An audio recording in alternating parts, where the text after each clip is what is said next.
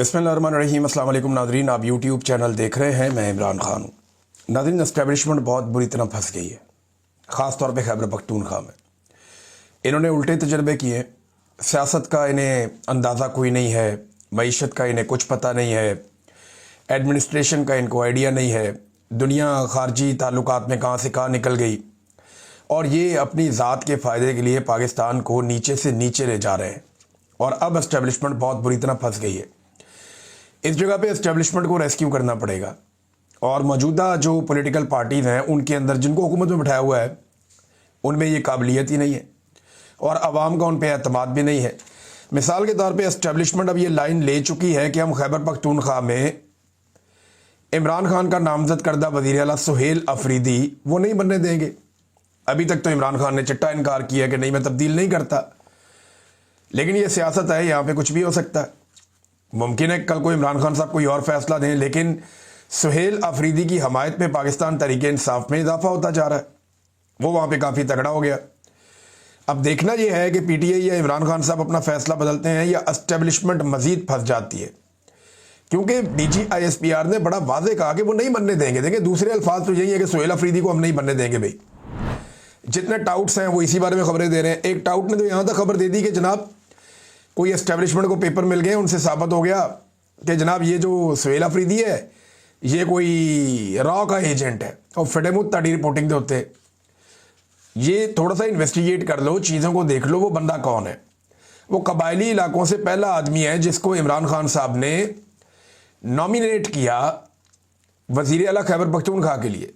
उनकी महरूमियाँ दूर होने जा रही हैं, उनका अपना बंदा आ रहा है, और यहाँ पे मिलिट्री एस्टेब्लिशमेंट के पेट में मरोड़ उठ गए। भी आपका लेना देना ही कोई नहीं है। अवाम ने जिनको वोट दिए वो फैसला करेंगे कौन आएगा, हुकूमत करेगा। आज आपको गंडापुर की याद सता रही है, आपको लगता है जी गंडापुर आपका बड़ा काम का आदमी था या उसके साथ आप बेहतरीन तरीके से चल रहे थे, तो फिर गंडापुर की बात मान लेते या उसकी रिक्वेस्ट मान लेते। तो अब मामला ये है कि मुल्क के अंदर इस्तेहकाम लाते लाते जो पाकिस्तान की मिलिट्री एस्टेब्लिशमेंट है उन्होंने पाकिस्तान को मुकम्मल तौर पे अदम इस्तेहकाम का शिकार कर दिया। ज़रा एक दफ़ा पाकिस्तान का मैप आप देखें। इस नक्शे पे मुझे कोई इलाका बताएं जो महफूज हो और पुरअमन हो। कराची की बैड गवर्नेंस आपके सामने है, सिंध के हालात आपके सामने है, सैलाब आया हुआ, पूछने वाला कोई नहीं है। जितनी सिंध के अंदर तबाही है, करप्शन है, उसका तो कोई मुकाबला पूरी दुनिया में कहीं नहीं है। पाकिस्तान तो बहुत दूर की बात है। ये इस्तेहकाम हो या अदम इस्तेहकाम हो, सिंध के अंदर जो करप्शन को दवाम मिलता रहता है ना, जरदारी साहब के आशीर्वाद से, वो नहीं रुकता। कच्चे के डाकुओं ने तबाही फेरी हुई है सिंध और पंजाब के बॉर्डरों के ऊपर। रात को आप ट्रैवल नहीं कर सकते वहां पे। बलूचिस्तान की सूरत हाल ये हो गई है कि वहां पे आप शाम के बाद सफर नहीं कर सकते, जा नहीं सकते। बलूचिस्तान में मैंने आपको पिछले वीलॉग में बताया सिर्फ दो चीजें महफूज हैं, एक मादनियात के ट्रक और दूसरा ईरान से स्मगलिंग होने वाला तेल। बाकी हर चीज बलूचिस्तान में जो है वो टारगेट की जाती है, और ये हम सब अच्छी तरह जानते हैं। और इनमें माल किसकी जेब में जाता है ये भी सब जानते हैं। जो बॉर्डर पे हैं उन्हीं की मर्जी से स्मगलिंग होती है, वरना कैसे हो सकती है। तो बलूचिस्तान का तो बेड़ा ही गर्क कर दिया, कोई भी वहां महफूज नहीं है। खैबर पख्तूनख्वा के कबायली इलाकों की हालत भी इससे मुख्तलिफ नहीं है। रोजाना धमाके, गोली बारूद, हमला, बच्चों की शहादतें, खवातीन की शहादतें, मासूम शहरी जाँ बहक हो रहे हैं। अभी DI खान के अंदर एक अटैक हो गया, उसमें पुलिस वाले जाँ बहक हो गए। तो लगातार खैबर पख्तूनख्वा के कबायली इलाकों में भी यही चल रहा है, वहां पे भी इस्तेहकाम नहीं आने दिया। अफगानिस्तान से एक नई लड़ाई शुरू कर दिया। अब अफगानिस्तान के बारे में मैं बताऊं, देखें, वो अफगानी भी कहते हैं कि अमेरिका से और रशिया से पूछ लें, आप हमसे लड़ना चाहते हैं तो आप उन दोनों से पूछ लें। रूस जो है वो एक सुपर पावर था, अमेरिका जो है वो दूसरी सुपर पावर था। वो दोनों जान छुड़ा के निकले हैं इन पहाड़ों में से। अब पाकिस्तान की मौजूदा मिलिट्री एस्टेब्लिशमेंट इन पहाड़ों से क्या निकालना चाहती है? देखिए, मादनियात तो बहुत है यहाँ पे, लेकिन जिस चक्कर में हम अफगानिस्तान के साथ लड़ाई कर रहे हैं उसका नतीजा क्या हमारे हक में निकलेगा, या हम कई दहाइयों तक लंबी एक लड़ाई के अंदर फिर झोंके जाएंगे, फिर एक लड़ाई में चले जाएंगे ना।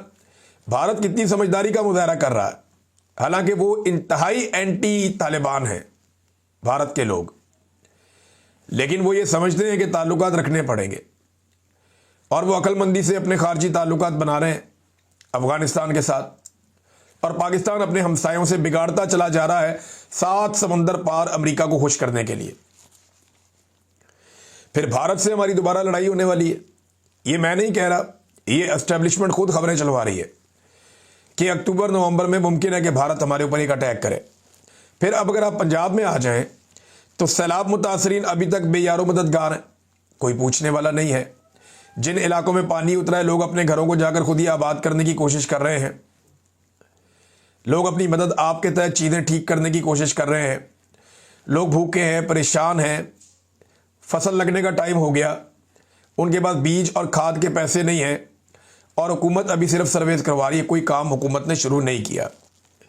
पंजाब में तहरीक लब्बैक और पुलिस के बीच में इस वक्त एक मैच पड़ा हुआ है, एक सड़कों पे जंग लगी हुई है। तहरीक इंसाफ पर जुल्म के पहाड़ तोड़े जा रहे हैं। इस्लामाबाद जो है पाकिस्तान का दारुल हुकूमत, वो इस वक्त कंटेनरिस्तान बना हुआ है। पूरे इस्लामाबाद में कंटेनर ही कंटेनर आपको दिखाई देते हैं। आम आदमी अपने बच्चे को अस्पताल ले जा रहा था, गोद में उठा के भाग रहा था और बददवाएं दे रहा था। मोटरसाइकिल वाला था बेचारा अकेला, एक आम शहरी, उसको पुलिस वालों ने पकड़ के मारना शुरू कर दिया कि यहां से तुम गुजरे कैसे हो। भाई वो जा रहा है, उसको जाने दो, एक आदमी क्या कर लेगा। लेकिन नहीं, इस्लामाबाद को एक नो गो एरिया बना दिया, सारे रास्ते बंद कर दिए, कंटेनर लगा लगा के तबाह कर दिया। ऐसा लगता है इस्लामाबाद नहीं है, कोई समंदर के किनारे कोई पोर्ट है, कोई बंदरगाह है जहां पे कंटेनर ही कंटेनर्स पड़े हुए हैं। आज़ाद कश्मीर में एक अलग टाइम बम लगा हुआ है। आज 11 तारीख है, 19-20 तारीख तक का टाइम है हुकूमत के पास मुतालबा तस्लीम करने का। अब मुतालबा तस्लीम करने की बजाय इन्होंने आज़ाद कश्मीर में जो अवामी जॉइंट एक्शन कमेटी के रहनुमा है उनके ऊपर मुकदमा दर्ज कर दिए। ये पाकिस्तान में इस तरह काम लेकर आएंगे, और जो कश्मीरी नौजवान हैं उन्हें इस्लामाबाद में पकड़ पकड़ के पुलिस डंडे मार रही है, उनको रुस्वा कर रही है, उनसे ज्यादती कर रही है। बल्कि नौजवानों ने क्लेम किया कि उन्हें कहा गया कि तुम कश्मीर मुर्दाबाद के नारे लगाओ। उन्होंने डंडे खा लिए, मार खा ली, लेकिन उन्होंने कहा जी हम ये नारे नहीं लगाते। फिल्मों में हम ये देखते थे ऐसा जुल्म और जबर, लेकिन हमने कभी हकीकी जिंदगी में तसव्वुर नहीं किया था जो इस्लामाबाद पुलिस ने अब किया कश्मीर के नौजवानों के साथ, बकौल उन नौजवानों के। तो आज़ाद कश्मीर में भी एक टाइम बम सिचुएशन है, टाइम गुजर रहा है, किस वक्त वहां धमाका हो कुछ आप कह नहीं सकते। फिर गिलगित बल्तिस्तान में लगातार एहतजाज चल रहा है, वहां पे तजारत रुकी हुई है। वो लोग कह रहे हैं जी हमारे वसाइल पे जो कब्जा किया जा रहा है मिलिट्री एस्टेब्लिशमेंट की जानिब से, वो बंद होना चाहिए। अब एक सूबे में हुकूमत ही नहीं है इस वक्त, और वो भी सिर्फ मिलिट्री एस्टेब्लिशमेंट की जिद की वजह से।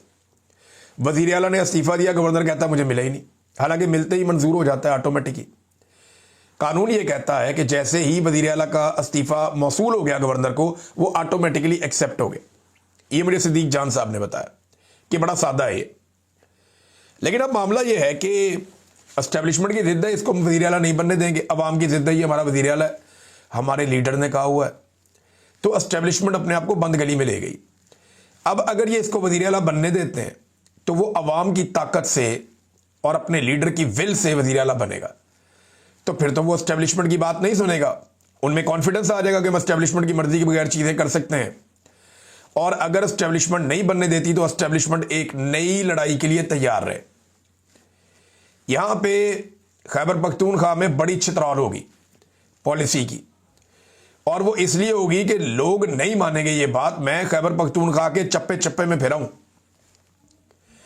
ये जब मैं बहुत मुश्किल हालात देख रहा था, भाग दौड़ में लगा हुआ था, कभी किसी पहाड़ पे, कभी किसी जगह पे, कभी कहीं में रहता था, लोगों से मुलाकातें भी होती थी बेशुमार, और बाज़ वक्त मैंने बड़ा अच्छा भी गुजारा खैबर पख्तूनख्वा में। तो गुज़िश्ता 1 साल, जब मैं इससे पहले मैं खैबर पख्तूनख्वा में रहा लगभग 1 साल तक, तो मैं लोगों से पूछता रहा, और मुझे 99% नहीं 100% लोग एक बात पे कायल थे, चाहे वो ANP के, चाहे फजलुर रहमान के, चाहे जमात इस्लामी के, चाहे PTI के। जितने ग्राउंड के ऊपर लोग हैं वो सारे के सारे नफरत करते हैं मिलिट्री ऑपरेशन से। वो सब कहते हैं जी मिलिट्री ऑपरेशन हम नहीं होने देंगे, मिलिट्री ऑपरेशन के वो खिलाफ है। कोई इमरान खान के खिलाफ है, कोई फजलुर रहमान के खिलाफ है, कोई ANP के खिलाफ है, कोई ML वली खान के खिलाफ है। वो मुखालफतें अपनी जगह पे, लेकिन मिलिट्री एस्टेब्लिशमेंट का जो मिलिट्री ऑपरेशन होता है सारे के सारे उसके खिलाफ थे। और उसका जो रीजन है ना सादा, वो ये है कि ये तमाम लोग ये समझते हैं कि ये जो मिलिट्री ऑपरेशन होता है ये वफाक की एक माशी पॉलिसी होती है, जिसमें वो पैसा वैसा बनाने के लिए हमारे इलाके में ऑपरेशन करवा देते हैं और इसके अंदर हमारा बहुत नुकसान हो जाता है। ये वो लोग बार बार कहते हैं। ये बात बड़ी वाज़ेह है कि खैबर पख्तूनख्वा के लोग दहशतगर्दी के खिलाफ हैं और दहशतगर्दी से तंग भी हैं। ये बात बिल्कुल ठीक है, मगर वो मिलिट्री ऑपरेशन को अब वफाक की एक माशी पॉलिसी के तौर पे देखते हैं, क्योंकि हजारों ऑपरेशन के बावजूद आज तक खैबर पख्तूनख्वा के उन इलाकों में या पाकिस्तान में अमन नहीं आ सका,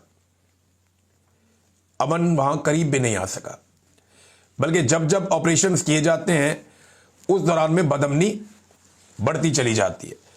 तहरीक लब्बैक सड़कों पे है, वो मामले पे मैं आता हूं, लेकिन उससे पहले वजीर दिफा ने एतराफ़ कर दिया एक टीवी टॉक शो में कि तहरीक तालिबान लाने, जो टीटीपी वाले लोग हैं उनको वापस लाने की जो पॉलिसी है और जो प्रपोजल है वो जनरल बाजवा की थी। और जनरल बाजवा की दो प्रपोजल थी, एक वो तहरीक तालिबान को पाकिस्तान में लाना चाहता था दहशतगर्दों को, और दूसरा वो पीडीएम को हुकूमत में लाना चाहता था। दो चीज़ें लेकर आया इस मुल्क पे जनरल बाजवा, जो उसने इस मुल्क पे एहसान किया। नंबर एक, जनरल बाजवा दहशतगर्दों को लेकर आया पाकिस्तान में, ये उसकी पॉलिसी थी, जिसके खिलाफ पाकिस्तान तहरीक इंसाफ के लोगों ने फैसला दे दिया। इमरान खान साहब ने ये मुकदमा रखा कौम के सामने, तहरीक इंसाफ के सामने भी रखा कि ये प्रपोजल है मिलिट्री एस्टेब्लिशमेंट की और ये चीज़ आई है, लेकिन तय हुआ कि इसको बैठ के पार्लिमानी तरीके से करेंगे, जमहूरी तरीके से।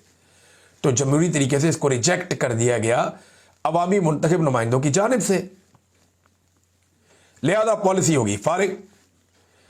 तो जनरल बाजवा ने, एक तो जनरल बाजवा लेकर आए दहशतगर्दों को पाकिस्तान में, ये उनका एहसान है इस मुल्क पे।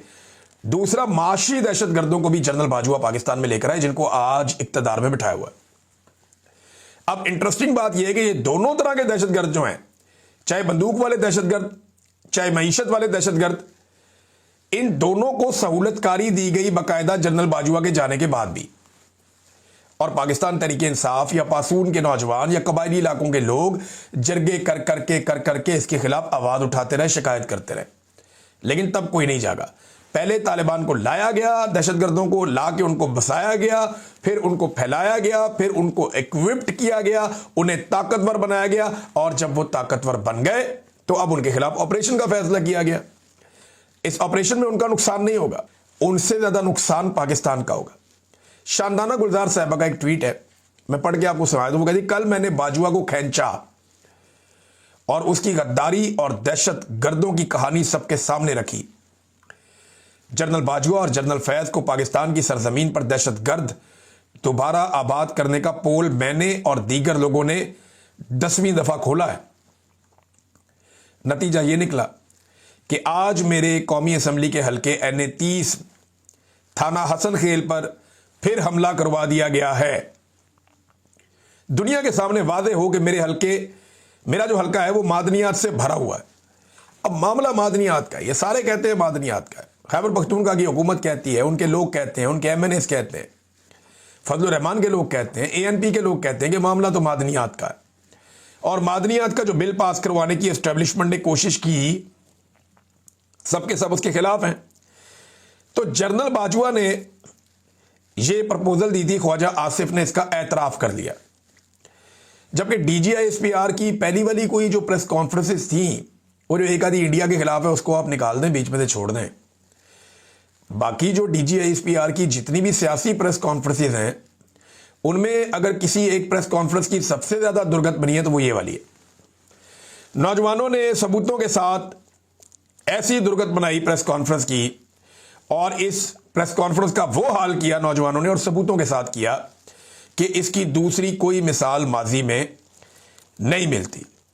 अब एक सवाल और पैदा होता, जो पाकिस्तान तहरीक इंसाफ के लोग भी पूछ रहे हैं कि जनाब उसामा बिन लादन और एहसानुल्लाह एहसान, इनकी सहूलतकारी पाकिस्तान में कौन कर रहा था? क्या इनमें से एक बनी गाला में रहता था और दूसरा जमान पार्क में रहता था? किसने इनकी सहूलतकारी की? ब्लैक वाटर को पाकिस्तान कौन लेकर आया? क्या इमरान खान ने तहरीक इंसाफ के दफ्तर में उन्हें छुपाया हुआ था? जब सवालात आप उठाते हैं एक पॉलिटिशियन से, तो उनके हमायती या जो लोग हकायक को जानते हैं या तारीख जिन्होंने पढ़ी हुई है या जो तारीख के विटनेस हैं, वो फिर आपको दूसरी तरफ के हकायक भी बताते हैं कि जनाब आप दूध के धुले हुए नहीं हैं। ये गंद इस मुल्क में आपने मारा है, अब आप मलबा उठाकर सियासतदानों पर नहीं डाल सकते। तहरीक लब्बैक का नाज़रीन लॉन्ग मार्च चल रहा है। चंद लोग बड़ी जज्बाती बातें कर रहे हैं, लेकिन हकायक मैं आपके सामने रख देता हूं दोनों तरफ के। नंबर एक तो यह है कि 2 साल तक फलस्तीनियों के ऊपर जुल्म और जबर के पहाड़ तोड़े गए।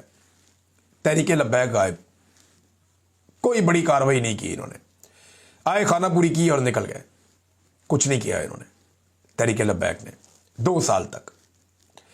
अमेरिका बार बार जंगबंदी की करारदादों को वीटो करता रहा, यह अमेरिकन एम्बेसी जाने का इन्होंने कभी ऐलान नहीं किया, कभी नहीं किया।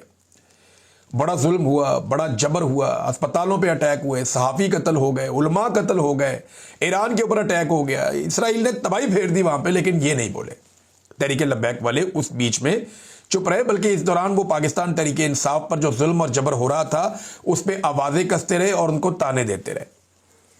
इनकी क़यादत जो है वो मिंबर रसूल के ऊपर बैठ के सल्लल्लाहु अलैहि वसल्लम, गंदी और घटिया जुबान वहां पे ये लोग इस्तेमाल करते रहे मिंबर रसूल सल्लल्लाहु अलैहि वसल्लम पे बैठ के, जो जेब नहीं देती किसी भी आलिम को, किसी भी दीन को जानने वाले शख्स को। तो लंबी खामोशी के बाद बड़े अजीब वक्त पर उन्होंने एहतजाज का ऐलान किया, और एहतजाज का ऐलान के लिए फिर कोई 8-10 दिन का टाइम दे दिया कि हम एहतजाज करेंगे फलाने दिन पे। अच्छा, जो ऐलान है ना, ये बात भी हमें ज़हन में रखनी पड़ेगी कि तहरीक लब्बैक ने जो ऐलान किया वो इसराइल के हवाले से जो पॉलिसी है हुकूमत की बदलती हुई, उसके खिलाफ किया। लेकिन ये पॉलिसी आज तो नहीं बदली, ये तो हम आपको 2 साल से बता रहे हैं कि जो भी निकलता है फलस्तीन का झंडा उठा के उसको मारते हैं ये लोग। ये पॉलिसी तो बहुत पुरानी बदली हुई थी, शायद तहरीक लब्बैक को पता अब चला, तो उन्होंने उसके खिलाफ एहतजाज करने का फैसला किया। अब एहतजाज करना, पुरअमन एहतजाज करना आईनी और कानूनी हक है, और उन्होंने इसकी परमिशन भी ले ली। बाकायदा उनके पास कागज मौजूद है, वो दिखाते हैं जनाब ये डीसी का परमिशन है, हुकूमत का परमिशन है, ये हमने पूरा हर चीज कानूनी तकाजे पूरे किए, अनाउंस किया, तैयारियां की, अब हम जा रहे हैं मार्च करने, एहतजाज करने, रैली निकालने। मगर मौजूदा रजीम ने मुज़ाकरात करने की बजाय उनके ऊपर अचानक से हल्ला बोल दिया। ऐसा लगता है कि इस हुकूमत ने या इस रजीम ने यह फैसला किया था कि यह लड़ाई करनी ही करनी है, या ये पहले से तय था कि यह लड़ाई करनी है, क्योंकि इसमें मुज़ाकरात किए जा सकते थे, बातचीत की जा सकती थी। अच्छा, अब हुआ यह है कि तहरीक लब्बैक वाले भी आगे से मारते हैं, वो खाली मार नहीं खाते, तो पुलिस वाले भी बहुत सारे जख्मी हो गए। 11 अफराद अब तक तहरीक लब्बैक के मासूम और निहत्ते लोग शहीद हो गए और दर्जनों लोग जख्मी भी हो गए। लेकिन इस सारे अमल में जो सबसे घटिया और गलीज हरकत की है पाकिस्तान के रियासती इदारों ने, जिसको बेगैरती आप कह सकते हैं, वो ये है कि उन्होंने एक मरतबा फिर चादर और चार दीवारी का तकद्दुस पामाल किया। तहरीक इंसाफ के कोई 1 लाख घरों का चादर और चार दीवारी का तकद्दुस पामाल हुआ है, तो तब किसी और को एतराज नहीं उठता, क्योंकि तहरीक लब्बैक पे भी हो रहा है, तो उन्हें आइडिया होगा कि ये कितनी तकलीफ दे चीज है। साद रिजवी के घर पे अटैक किया, बच्चे और औरतों को उठा के ले गए, कैसी बेशर्मी और डिटाई है, यानी ये तो किसी सूरत जायज ही नहीं है।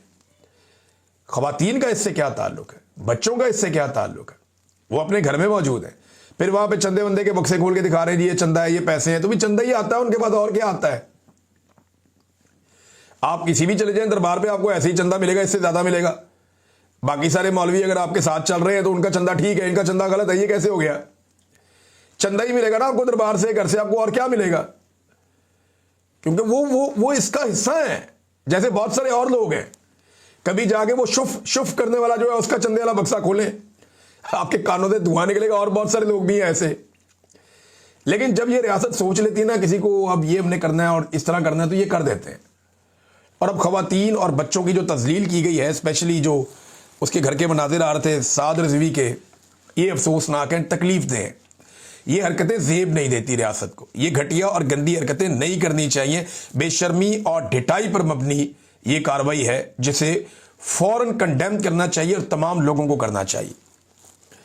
जिस तरह मैंने कल कहा कि जो DGISPR ने स्टेटमेंट दिया कि हुकूमत हमें कबूल नहीं है, इसको तमाम सियासतदानों को, वकला को, सिविल सोसाइटी को, जजेस को, सहाफ़ियों को और पाकिस्तान के हर शहरी को इसकी मजम्मत करनी चाहिए कि भाई इनकी जरूरत कैसे हुई ये बात की। इसी तरह ये जो चादर और चार दीवारी का तकद्दुस पामाल हो रहा है, हैदर मजीद पाकिस्तान तहरीक इंसाफ से ताल्लुक, फौजी अदालत से सजा दी, अब छूट कर आया है, उसके घर पे छापा मार के उसकी फैमिली के अंदर एक खातून को और उसके भाई को उठा लिया। अब बताएं ना, वहां पे भी तो जुल्म हो रहा है। तो माएँ बहनें सबकी साझी होती हैं, इज्जत सबकी होती है।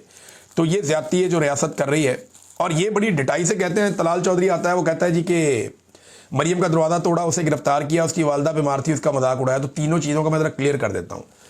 नंबर एक, दरवाज़ा तोड़ा था सेक्टर कमांडर वालों ने, जिनके आजकल आप जूते पॉलिश कर रहे हैं। अगर इतने एतराज है तो उनको पकड़ के सजा दें, नंबर एक। और वो सिंध में हुआ था, वहां पे पार्टी की हुकूमत थी और एस्टेब्लिशमेंट ने किया था। वहां पे जो सेक्टर कमांडर थे उन्होंने ये करवाया था। पीटीआई ने बल्कि आपको मौका दिया था कि असेंबली में खड़े होकर एहतजाज करो, आवाज उठाओ, ये गलत हुआ है। नंबर दो, आप कहते हैं गिरफ्तारी हुई मरियम नवाज की, तो और बेशुमार औरतों की हुई, लेकिन मरियम नवाज की गिरफ्तारी इज्जत के साथ हुई। ना उसे सड़कों पे घसीटा गया, ना जलील किया गया, ना चपेड़े मारी गई, ना धक्के मारे गए, बल्कि कानूनी प्रोसीजर फॉलो करके उसको दिखा के उसे गिरफ्तार किया गया कि ये मेरा नाम है, ये एफआईआर है। ये जरा सनम जावेद की तरह घसीट के गाड़ी में नहीं फेंक दिया, ना उसकी बहन की तरह घसीट के खींच के ले गए, ना बाकी खवातीन की तरह। नंबर तीन यह है कि इमरान खान ने या उसके किसी वजीर ने, मुशीर ने, या सोशल मीडिया का जो ऑफिशियल ओहदेदार है, किसी ने भी कभी भी मैंने नहीं देखा कि कुलसूम नवाज की बीमारी का मजाक उड़ाया, नहीं देखा मैंने। बल्कि इनमें बेशतर लोग ऐसे हैं जिन्होंने उनकी बीमारी में उनके लिए दुआ की है। लाश का मजाक अगर किसी ने उड़ाया इस मुल्क में, किसी सीनियर सियासतदान ने, तो वो मरियम नवाज है, जिसने लाश का मजाक उड़ाया, अरशद शरीफ की लाश का। एयरपोर्ट पे पड़ी है, इस औरत ने मजाक उड़ाया था। ये किरदार आपका है तलाल साहब। और इसके अलावा ख्वाजा आसिफ ने और दीगर आपके बहुत सारे वुज़रा ने इमरान खान को जब गोलियां लगी और वो चल नहीं पा रहा था, तो आप लोगों ने उसका मजाक उड़ाया। ये हरकतें घटिया आप लोग करते हैं, पाकिस्तानी ये हरकतें नहीं करते। आप लोग पाकिस्तानियों पे मुसल्लत किए गए हैं, आपकी गंदी ज़हनियत है, आप लोग ये गंदे काम करते हैं और गंदी हरकतें करते हैं और इल्ज़ाम लगाते हैं दूसरों पे। अब तक के लिए इतना ही। अपना ख्याल रखिएगा, अपने इस चैनल का भी। अल्लाह हाफ़िज़।